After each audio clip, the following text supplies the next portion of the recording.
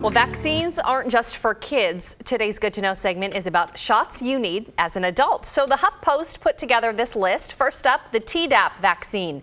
This one protects against tetanus, diphtheria, and pertussis, which you know as whooping cough.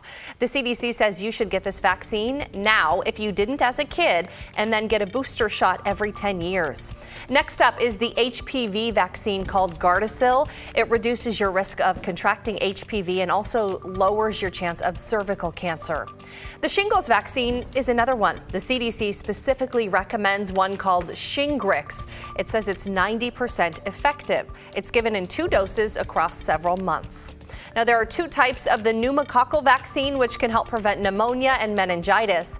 The CDC recommends getting vaccinated if you're older than 65 or young adults with medical conditions like heart disease or diabetes.